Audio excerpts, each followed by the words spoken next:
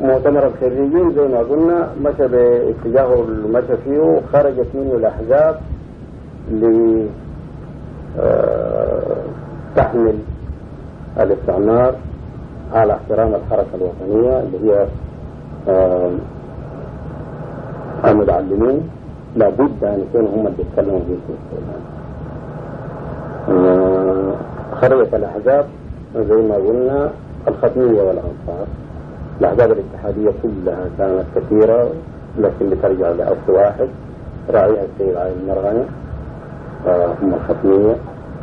الأحزاب الثانية كانت كثيرة برضه وترجع لأصل واحد هم الأنصار راعيها السيد عبد الرحمن المهدي. فكان اتجاه الأحزاب المنضوية تحت طائفة الختمية أنه يكون في نوع من العلاقة مع مصر، اتحاد أو وحدة بعضهم يقول، اندماج الشاذلي وحزب الأمة الحزب الاستقلالي كان متجه لا تكون عنده أي علاقة بمصر. تحت الكلام ده أن تكون عنده علاقة بالإنجليز، هو بيعتقد أن الإنجليز ما في خطر كبير منهم على السودان لأنهم في يوم من الأيام بيرحلوا، لكن المصريين في خطر كبير منهم لأنهم عندهم مصنع قديم، بل الحقيقة هم بيعتبروا السودان أصل تابع لهم، أصل بتاعهم، وهو مجالنا الحيوي، وعندهم مصالح اقتصادية مادية فيه، ده يجعل خطرهم كبير. ولذلك بنفس الروح اللي كانوا بها الاتحاديين عايزين يستعينوا بالمصريين على الإنجليز، كانوا الاستقلاليين عايزين يستعينوا بالإنجليز على المصريين.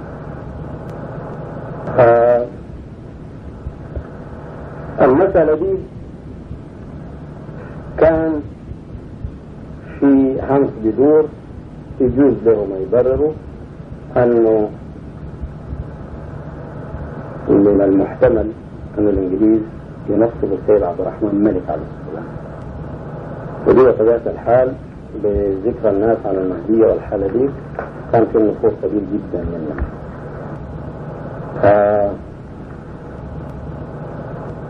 لكن كان انقسام الحركة على أي حال بين جانب مع الإنجليز وجانب مع المصريين واضح وضوح شديد، حتى لما سنة 46 في مارس 46 مشى وفد الأحزاب لمصر، لأنه كان النقراشي عايز يعرض قضية وادي النيل على هيئة الأمم المتحدة في ليلة الخميس.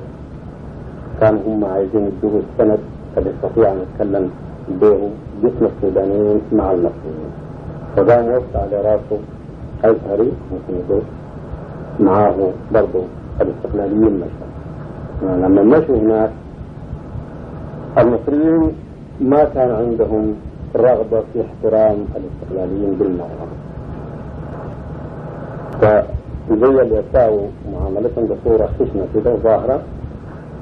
الاتحاديين كانوا المصريين بيعتبروهم برضو وسيلة لأن يتكلموا باسمهم، لكن هم في الحقيقة ما عايزين يدوا السودان أي فرصة، خصوصا في الأيام دي أيام النقراشي وسيدي باشا، معروف حكاية سيدي باشا وكلامه عن السيادة اللي جابوا للمصريين على السودان. في أثناء تعاون الاتحاديين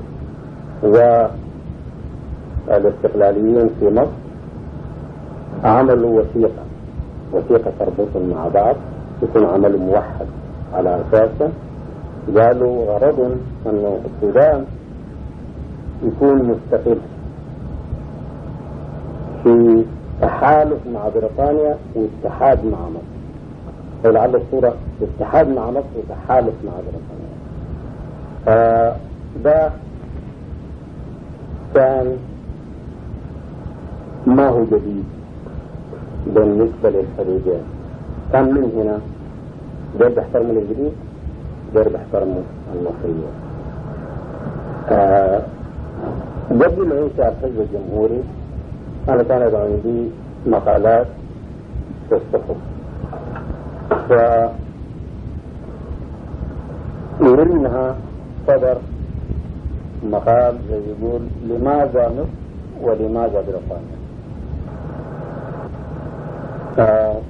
المقال ده لعله في بعض النشاط الأدبي في الصحف المحلية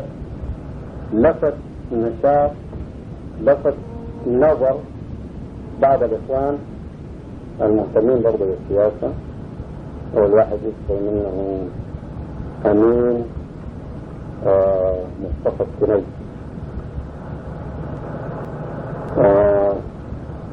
في يوم زارني أمين مصطفى السني وقال لي نحن لفيف من الشبان فكرنا في إنشاء حزب جمهوري ووضع الاختيار عليك أن تكون معنا. الفكرة جات مني أنا ما كانت عندي، لكنها جات من أمين مصطفى السني. وبعدين مشينا في الدعوة اللي وجهوها علينا. كنا قليلين في اجتماعنا أول اجتماع في المباراة. الناس الأوائل فيه بجانب أمين مصطفى السني عبد القادر المرضي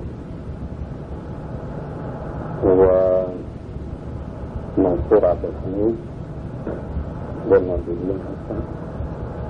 بعدين واحد من الإخوان زي مدة طويلة ما شفتوه محمود المغربي،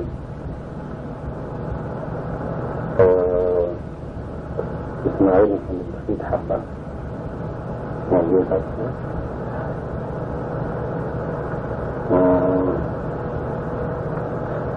بختصر هم دول اللي اجتمعوا أول اجتماع في المغرب. أنا كنت بسكن في المورة ده. مرة الاجتماع الثاني يكون في بيتها، بعدين اجتماعنا الاجتماع الثاني فوزعوا المناصب، اختاروني أنا كان رئيس، واختار عبد القادر المرضي في التسجيل. بداية نشأة الحزب والملابسات الجامعة القومي حول النشاط، ومن وقتها نشأ يتجه في نفس الروح بتاع لماذا مصر ولماذا بريطانيا. نحن حب ندعو إلى حكم جمهوري. نحن المصريين مستعمرين والإنجليز مستعمرين. المصريين طامعين، نحن موافقين على أن الخطر من المصريين أكثر، لكن برضه الخطر من الإنجليز دائم. فإذا نحن ندعو إلى دعوة جمهورية، ودي الدعوة العصرية اللي تناسب روح العصر، تتجه للشعب لتوعيه وتحرك ومسك المسألة في الاتجاه.